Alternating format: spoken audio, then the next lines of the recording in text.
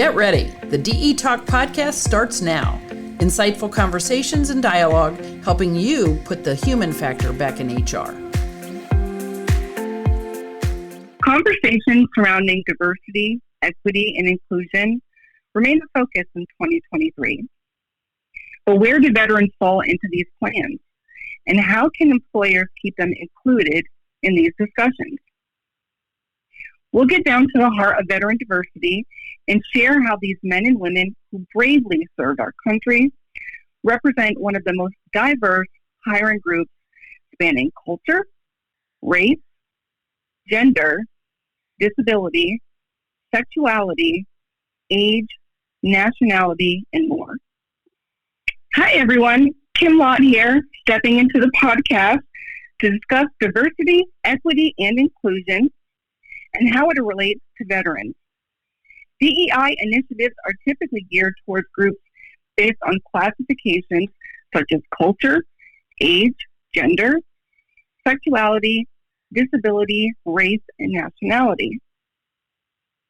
However, diversity encompasses so much more than the classes predicted under federal laws.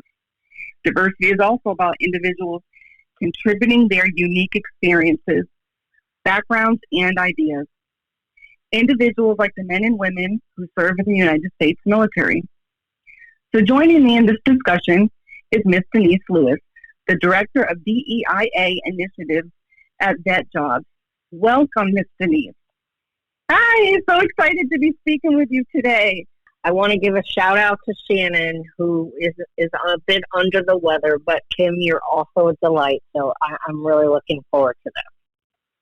Well, thank you for that. I'm glad that you were okay with me stepping in today. I know that you were probably looking forward to having an awesome conversation with Shannon. He's the bomb. But I'll tell you, I was very excited because I don't know if he shared with you, but I'm a Navy veteran. In reading through your bio, I can see that you are an Army brat, as it states, and an Army spouse. And my oldest son is a lieutenant in the Army. So obviously I have a lot of love for, military spouses, veterans, and those that do the work that you do. So very excited to be speaking with you. Well, awesome. And I know on Army-Navy game day, sorry, but I'm going to have to get a shout out right now. Go Army. Yeah. Beat Navy. Okay. You're right. It is very divided. We have a lot of fun with it. There's a lot of text messages that go around. So, yeah, absolutely. So, listen, DE has been connected with VetJobs and military spouse jobs. Formerly, corporate America supports you in military spouse jobs since 2010. So now when I speak to Shannon, he says that we were the first, if not one of the first funders. And he has a lot of pride in that. So if you could just share with us a little bit about your personal background and then what brought you to VetJobs. So, I was born and literally raised at West Point, New York. So again, go Army, beat Navy. Sorry, Admiral Kleffel. He's one of our Navy veterans. But, my dad was the enlisted aide for several Corps of Cadet superintendents for over 15 years at West Point, which is unheard of to be able to be at one place, for such a long time. And then I later married a grad and then spent 32 years living all over the country in Europe and Asia. Phenomenal. What an experience. It really was a unique experience. And then circle back years later, a friend of mine that many of you know, Maria McConville, wife of the Chief of Staff of the Army, and she also sits on our Army Up Council for military spouse jobs. And, one of the things that she's known for many years, she's known my, struggle with employment. But she knew I was looking for a remote opportunity, and military spouse jobs just happened to have a position open. So I applied, and the original job was for a career specialist in the Norfolk area. And I had an interview, and then I didn't hear anything back. So I got a little nervous. And then I got a call from the president of Military Spouse Jobs, Deb, and she said that I would be a better fit for to be the outreach person for the Army Up campaign. And then, of course, I said yes, and the rest is history. And the rest is history. It's so important to have those connections. And it sounds like in this instance, you were able to leverage that and able to get into something. And I am a little bit familiar with your background, so I know that it wasn't always that easy, was it? I know there was periods where there's underemployment and then kind of difficulties getting into positions, which is inherent with being a military spouse. And I know we're going to get into a little bit of that later. I don't want to get too ahead of myself, but just that is awesome for you that you were able to get into that. Well, and you're right that, it's a sister brotherhood, even if you're not the veteran soldier, on the spouse side. It is those interconnections that you make, and you never know what opportunities present themselves from those relationships. Yeah. And I'm sure your organization kind of fills that gap for people who don't have those relationships, that they can pull on. Yes, they really, really do, because now that we're in a world that, we don't really make those impersonal connections, they're more technological. So we are, a great resource to those individuals. Wonderful. Now, I know you grew up in a military family. As I stated, even an Army retired spouse.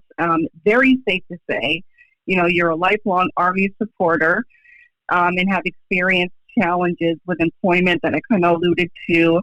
Talk to us a little bit about that.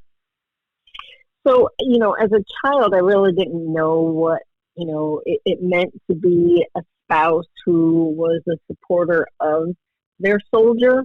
For me personally, my mom had a lot of medical issues. So she was a bit of an introvert. So I didn't really know what that dynamic was. So I kind of had to figure that out on my own. But I was totally blessed to have had that experience and opportunity, as I feel, to serve in a volunteer capacity. But, education-wise, training and employment, I've got a bachelor's degree in business administration with, strangely, a concentration in equine management. I did have horses back in the day, but my body just doesn't heal like it used to. And then I have a master's in management and leadership. I am I'm no longer certified, phlebotomist. And then I also have 30 hours at the National Defense University of Leadership and International Relations. And, even though I have those, I always thought it was important to either be busy or find ways to fill gaps as best as I could, as for a lot of military spouses. So I would say my one dream job was a business manager at an equine facility, federal equine facility at Fort Campbell. And it matched my passion and my degree. Go figure. Right. And then, unfortunately, because my commitment to my soldier, I had the job for a year and I had to move. But then, I've done things like substitute teaching, retail stocking, hotel desk clerk, drug rehab case manager, higher education administrator. I've kind of done the gamut, but I will give a shout out to Northern Virginia Community College, because I was with them for 2 years, had to move back into the area, and they actually hired me back. So I was really grateful to them for that. You pivoted like a pro. Hey, that's what Army wives do. You just get in there, you figure it out. I mean, I'm sorry, I'm not being diverse, and I am, not being as inclusive to the other branches, but it's what I know, and I know that all other spouses, do the same thing. But I will say that my stint at NBC did encourage me to go back to get my master's, because I did love being in the higher education environment. And I thought by getting my master's and teaching would give me that transferable opportunity. So I was always trying to at least be as strategic as I could when I was trying to pick employment opportunities. And then as you know, Kim, many of us, we volunteer as spouses in the military. And some spouses don't take what they've learned or those skill sets and then take them and go to an organization like mine to translate those volunteer experiences into work experiences. Yeah, you make a good point. I mean, that's, if you're, and not only because maybe you can't find, paid employment. I mean, volunteering is good in any capacity, even when you're working. But the ability to get in some place, serve, your fellow military spouses in the community, and to leverage what you're learning into paid opportunity is a smart way to look at things, a smart way to go about it. Especially when 3 years from now you're going someplace else. Well, exactly. And so what you're doing when you're volunteering at these organizations is that you're getting, a reference. So somebody can give you a reference based off of your, work. I volunteered as a senior lead emergency and grief manager. I was a mentor. I was a counselor. I was an event planner for 500 plus, attendees, especially when it was the balls. I mean, you have to figure all of that out.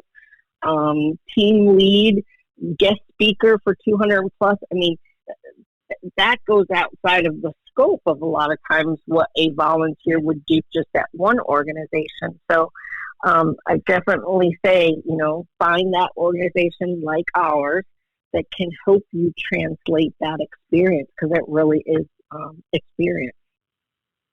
Absolutely. And what safe places to practice those skills and to, become really efficient in using them. A guest speaker for 200 plus. I mean, that's a phenomenal place to try that skill out and to become really proficient.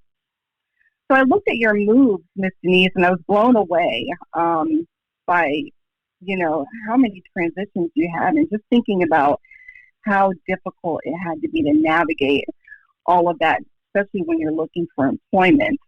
Can you share some of the challenges that you personally experienced as a military spouse when it came to finding employment? Yeah, so, 32 years, that my husband served in the military, and 22 moves, and sometimes they were after 6 months, maybe after a year. And so what that created was several years of gaps in employment. Yeah. And they were not just because of the frequent moves, but, remote duty stations, OCONUS, being stationed overseas. And then because of the SOFA agreement and, the inability to work while you're overseas. And actually that's primarily, especially for Army spouses, that's why the Army Up campaign was created in military spouse jobs. Amy Rossi and Deb Kleppel understood what was happening. And I know sometimes we think about other branches and why not us, but the Army branch is one of the largest branches. And because of those spouses being most affected by breaking employment is why. And so sometimes people think, when we talk diversity, each of the branches of the service in the military are a diverse group. because they all Absolutely. have unique needs. And so that's a part of, our uniqueness in this organization is recognizing, the challenges and the inequities even inside of the branches. Right. My father-in-law is retired from the Army, and my mother-in-law, obviously Army spouse. So, and she worked at PX, retired from the PX, and that really afforded her an opportunity to, move with a job, but the jobs are few and far in between. It's not going to be an opportunity for most people, and maybe it's not what everyone wants to do. So really being able to, get into a job is important, even for the branches to retain their military member. Those spouses have to have work. Exactly. And I mean, and the whole thing is that which makes us as spouses have those inequities is that, we transition too much. We have lack of prolonged experience in a job, employment history. I mean, I wish I knew about military spouse jobs, but unfortunately, there are a lot of organizations that are out there to help spouses, but I think that the space has become too clouded. Okay. And so that's why I'm really glad to be able to talk about our organization, because our organization, we've been around since 2004. We have a holistic, one-on-one, 360-degree approach to career development and employment services. And the other thing is we have a job board that is not the job board that, okay, you're looking for a job and it no longer exists. Right. And or it hasn't even existed for 8 months and it's still on the job board. We have 2 job boards. The one job board, we have over 4 million jobs on there. But the fortunate thing about our job board is each job that is filled drops off after 24 hours. So, that is a huge service that we offer to our candidates. Absolutely. And, I was one that I would put in 10 applications a week. The result was, although you're qualified, you don't meet the requirements, job is already filled, no feedback, and then the overall impact is I felt defeated, unworthy, not deserving. And, in some of the opportunities that I did have, they were underpaid, no promotion, not vested, so no retirement. Exactly. And not being able to get that feedback, my goodness, like you're saying, you put in all these applications in a week and you want to know, like, how can I succeed? What can I be doing better? But not to get that is demoralizing. Absolutely. Now, DEIA, tell us, what does it mean? Break that down for us. All right. So there's 2 references. It's a newer trend. So we know, diversity, equity, and inclusion, but what is A? One, it's access, and that means one's accessibility. So what is that accessibility? And then access is physical.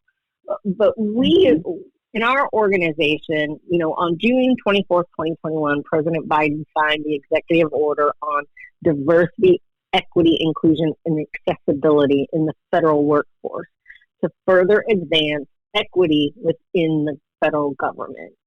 So this executive order allowed federal agencies like ours to prioritize existing efforts in the diversity, equity, and inclusion space with the added and important dimension of accessibility.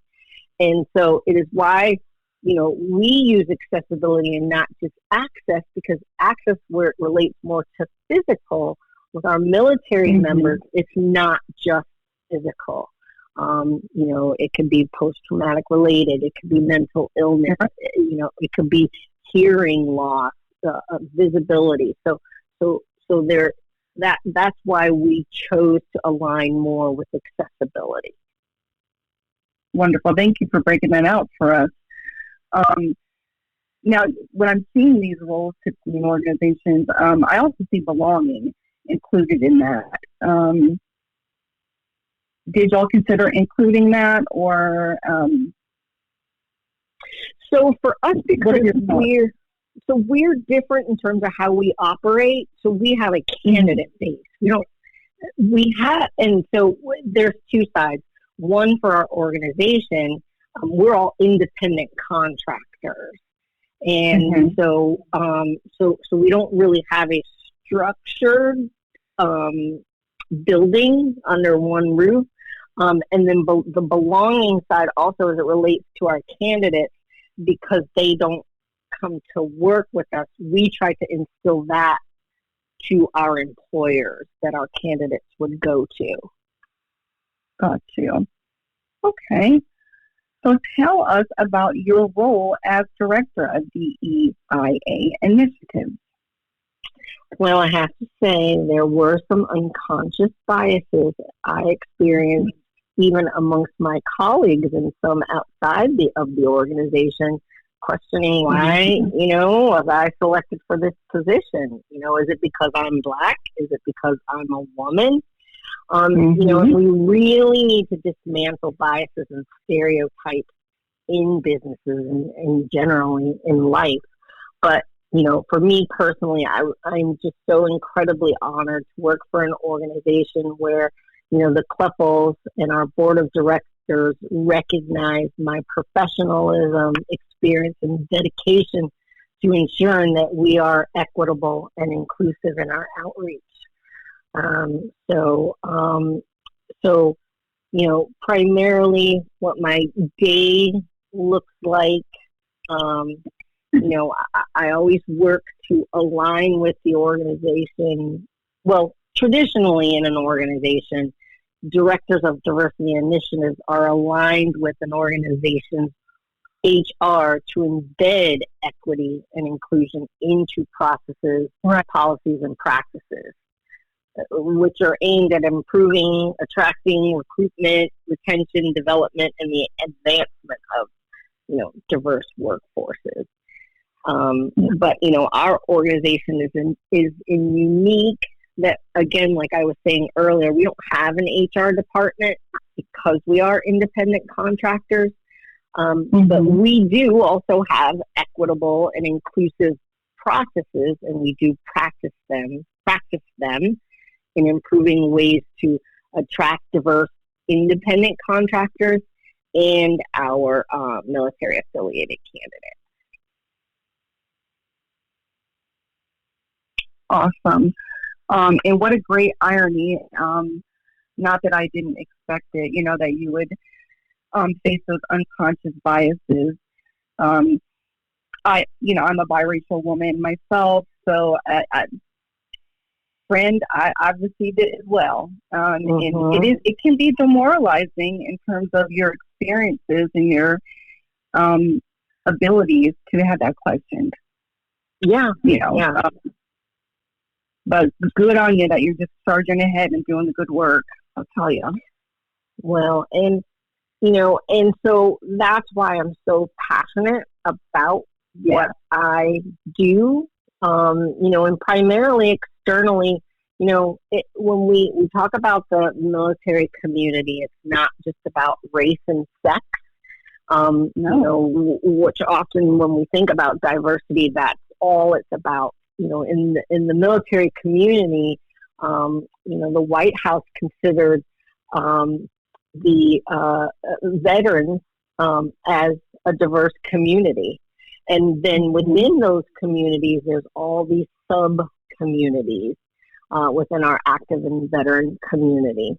My job is to identify those military-affiliated communities that are underserved and, are seeking career and employment opportunities. And then, some of those underserved groups are minority veterans, Asian, Native American, Alaskan, our minority veteran women, survivors, divorcees, caregivers, homeless veterans, and formerly incarcerated veterans. And it's unfortunate because most of these diverse groups fall in the category of a term called ALICE. And ALICE is an acronym for Asset Limited Income Constrained Employed. And these are households with incomes above the federal poverty level, but below the basic cost of living. And that's what makes me get up every morning so that I can make sure that we are doing outreach, networking, being on top of diversity trends that affect military members as they look for career services and employment. Absolutely. Yeah, there's a lot of intersectionality there. In terms of the military population, just like you said, Army is not the same as Navy, Navy not the same as Air Force, and then within all those branches and the different people, you throw in, race, gender, all kinds of things that just make us extremely different and diverse. It's a wonderful thing that your organization is doing to help. Thank you. Absolutely. Now, there are tons of organizations, nonprofit, for-profit alike, that are in this space. Tell us a little bit more about what sets your organization apart from other veteran employment organizations. Oh my gosh, is this my moment to gloat? All right. Okay, so again, we are a holistic, so that's, again, 360 degrees of one-on-one. That's the one thing that we do that a lot of organizations do not do, is we provide one-on-one career and employment services at no cost. So some people think, oh, no cost, that must not be a worthwhile organization. No, we are just so grateful to the support of our partners who believe in our mission, and they help support our mission. But we're a one-stop shop to career development and employment. We've been around since 2004. We are metrics-based. We are one of the few organizations that we collect data on all of our candidates and where they're going. We started tracking numbers, though. We didn't start doing that until 2010. And we just went over, I think we're almost at another threshold, 85,000 hires since 2010. My goodness. Yeah, I mean, that's a pretty significant number. And weekly, we get anywhere from 500 to 700 resumes a week. And we still, even with that many resumes, we still manage to communicate with every new candidate within 24 to 48 hours. And the other thing is we only, 96 cents of every dollar we receive from our supporters goes back to the mission and our candidate. So yes, if you could see me now, I'm brushing our shoulders off. Yes. I mean, 96 of every dollar, that really gives confidence to the work that you're doing. And I'll tell you, when I looked at your website and all those stats, the fact that you receive 700 resumes a week and you still manage to communicate with all those candidates, that is what really stuck out to me. That's phenomenal, that you can reach out to them within 24 to 48 hours. How many people do you have working towards that effort?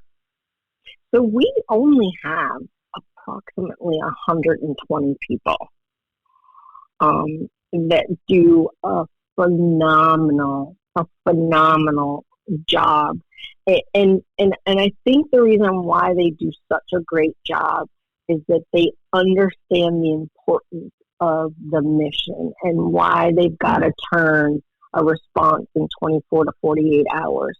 And that's primarily because they know that a lot, especially during this time, a lot of veterans and spouses are in crisis because they are falling within Alice. Yep. And so they know that they've got to help an individual put food on the table. And that's why, our when I talk about later, a team of teams, this is truly a team of teams. And then just real quickly, we're broken down into a couple of divisions. We have our career specialists that offer the one-on-one career services. They help write targeted resumes, which are really critical. Well, I wish I knew that. Career assessments, LinkedIn optimization, and interviewing practice. Then our training, we have tiered training platforms. We have Tier 1, which is just for job readiness and employment training. Tier 2 is our IBM, Skills Build, and Coursera, which are certification platforms. And then there's Tier 3, which is our industry skills training, certifications, and technical training with our employer partners. And then our wonderful Recruiter Connect specialist.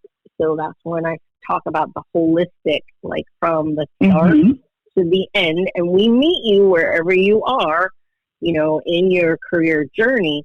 But the amazing thing about our Recruiter Connect specialist, so we have the 2 job boards. We have the 4 million job board that, is open really to anyone. But then we also have our Recruiter Connect job board. And what that job board is, that you have to be registered, but you have an insight to some really wonderful jobs with our employer partners. And we have our Recruiter Connect specialists work directly with those employer recruiters. So we offer you a middle person. So once that resume is vetted through the career specialist, they hand it off and match that job with the Recruiter Connect specialist.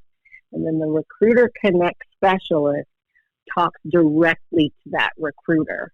And maybe if you didn't get the job, they will be able to help you with some insight as to maybe what happened. And then direct you to another opportunity. That's very needed and beneficial in order to, best position yourself for the next opportunity. And it's so unique that job will drop off the board within 24 hours. That also gives confidence to people that it's a good product. It's something they can trust in. They're not stale jobs that are there. Exactly. And the cool thing with our organization is maybe a job didn't work out 6 months later. We're still there with you. And although there's wonderful organizations out there, there's a lot of organizations that only, especially for our military spouses, only assist active spouses. Yeah. We help everyone, whether you served in the military for one day, whether you served with that soldier, you were the spouse, and that soldier only served one day, but you ended up getting divorced. We're still here to help you with your employment journey. Thank you for sharing that. I know a lot of organizations, they have very stringent criteria on who they can help in terms of a veteran. I have to have served so much time, for instance, 180 days, or have to have a specific discharge. But if I'm hearing you correctly, you're not beholden to those same standards. Exactly. And that was very important to the Admiral and Deb as to why sometimes we don't accept federal funding, because there are regulations of who you can provide services to. That's phenomenal information to be able to share with people. Very inclusive, Exactly. So how do you support employers seeking veteran candidates? Tell us about that. So the one thing that we have is we do have an employer team. One, employers can always go to our website and check out our services. But if we have an employer that needs that additional assistance, we do have an employer team and our recruiters who our employers can talk to directly. But the one other thing that we offer to employers is that, we have one of the largest and most diverse candidate pools. And this is really vital to federal contractors who have to meet a certain diversity quota. So our candidates are skilled, vetted, and ready. And oftentimes employers are paying thousands of dollars for positions for military recruiters and liaisons. And, for us, at a minimal and sometimes not even any fees, we're able to help employers, especially organizations that are smaller organizations. We're really set up to really help those employers. Nice. Now, since 2020, there's been a greater push in the employment scene for more diverse, equitable, and inclusive workforces. How has VetJobs been working with employers to help promote those efforts through hiring veterans? Well, it's mostly not about diversity. It really is the skills that all veterans bring to an organization. And that is, character traits, not just veterans, but military spouses and those who are loyal, duty, respect, self-service, honor, integrity, personal courage, resilience, and longevity. And that's, what employers are getting when they hire military-affiliated veterans and spouses. And, again, we work with employers to ensure that, they are offering equitable employment opportunities, salary and promotion opportunities. We just don't accept any employer. We do have a conversation with them to make sure that, hey, this is who our candidate base is. Are you meeting our criteria as an employer? Yes. Especially as we talk about, inclusivity.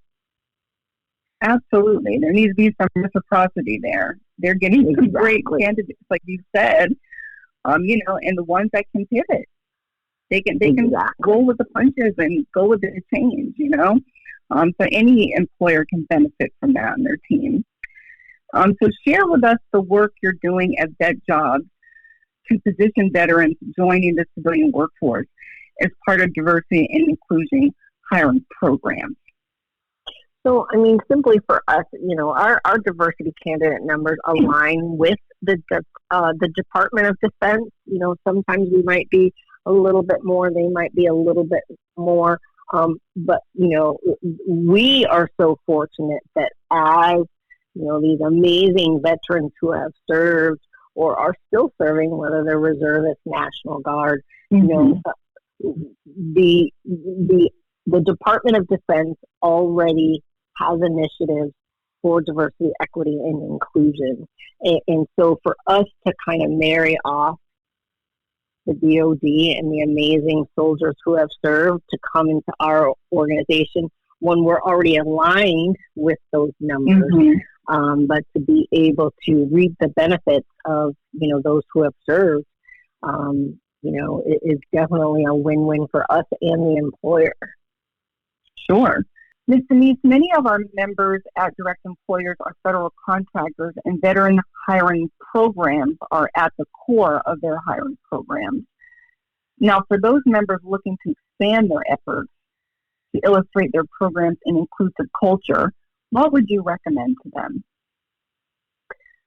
So I would definitely say creating a corporate culture of inclusivity and diversity.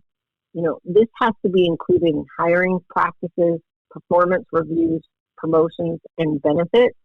And I think the results that companies will get from that is increased opportunities for creativity and problem solving, proven increase in profits, a proven increase in profits and productivity, and then reduced rates for employer turnover. Nice. So then how could employers make veterans feel welcomed and accepted? This is back to our kind of belonging question. What could they do? Well, I kind of stole this one from military.com article, but it really is true. Give them the tools. The veterans leave the military with highly trained skills. They have extensive training and resources to be effective. So employers need to continue that and often forget to offer that type of training, not, of course, military standards, but relevant to their organization, but offer offer adequate training and resources. And then include the family. As you know, Kim, when we have those opportunities to meet, other people that, our loved one is working with, in those company events, and then definitely consideration if there is a transfer and the needs of the family.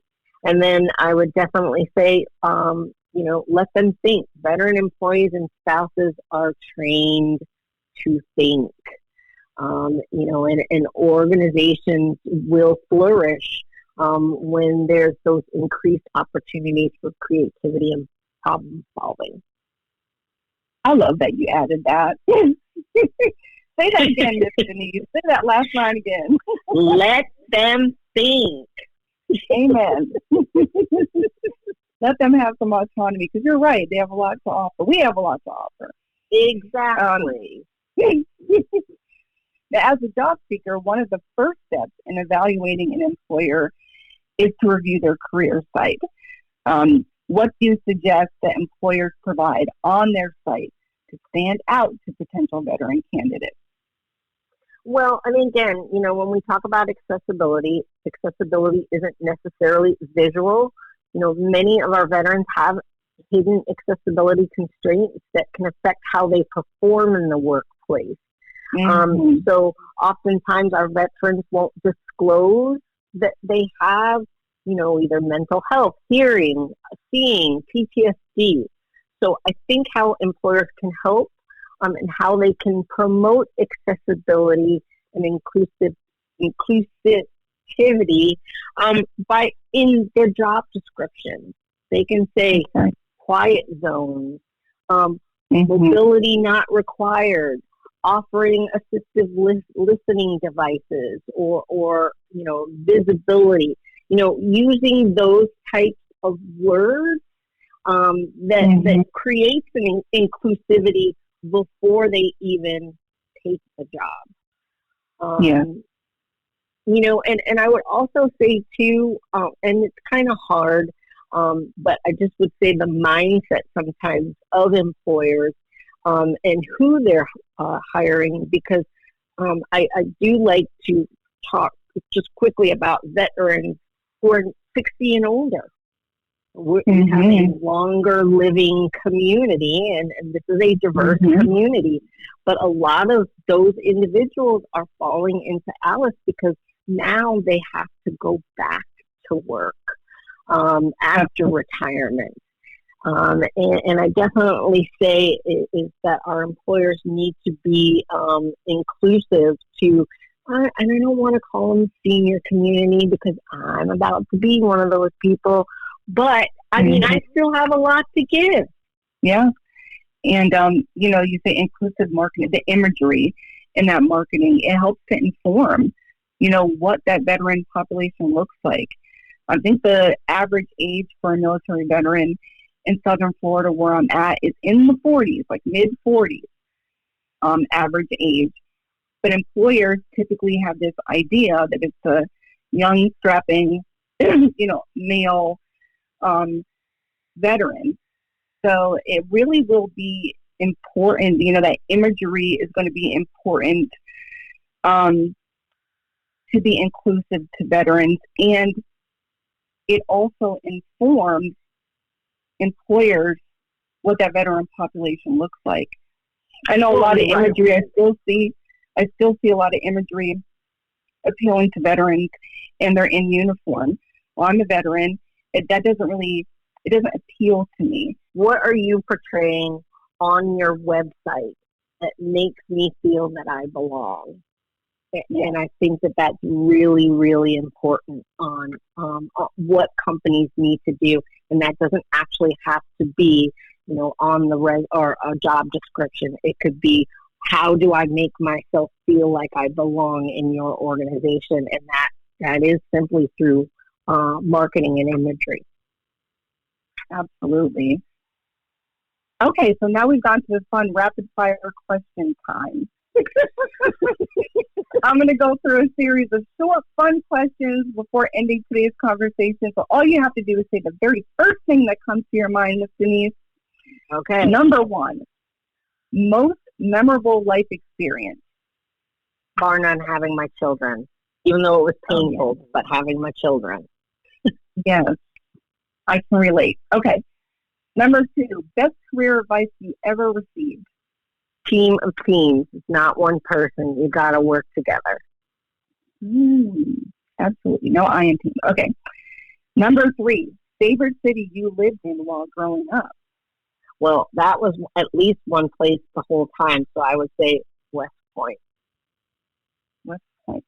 All right. Next, how do you start your day? All right, so Admiral McCravens, if you've ever had an opportunity to listen to his talk, he said, always start off by making your bed, because if you make your bed every morning, you will at least have one thing you accomplished. Okay. And I make my bed. Wonderful. All right.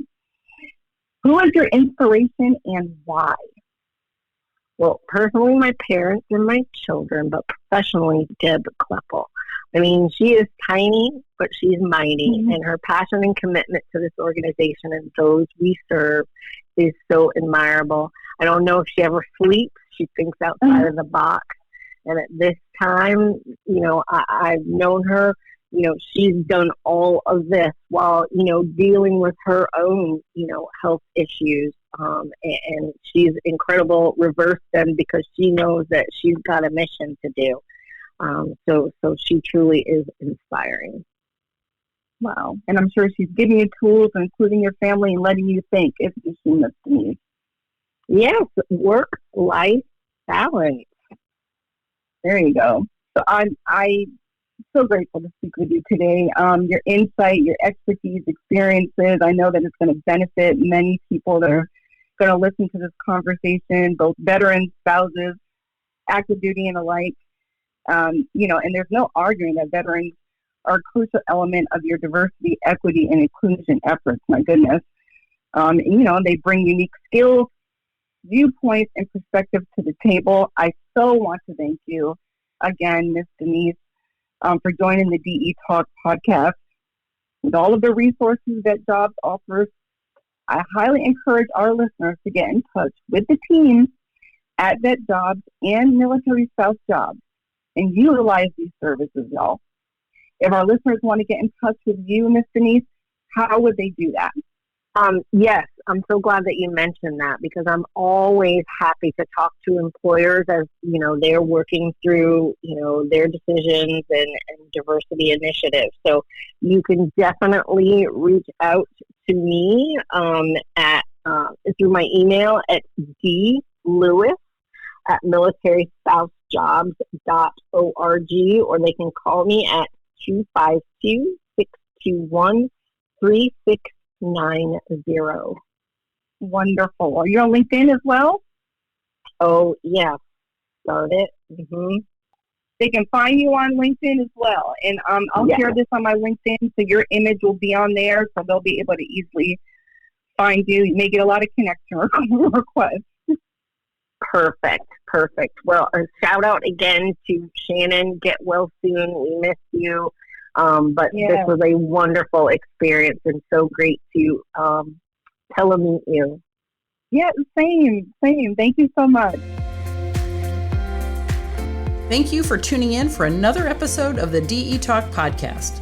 Stay connected with Direct Employers on Facebook, Twitter, and LinkedIn. and subscribe to our emails by visiting directemployers.org/subscribe to receive notifications of new episodes, webinars, events, and more.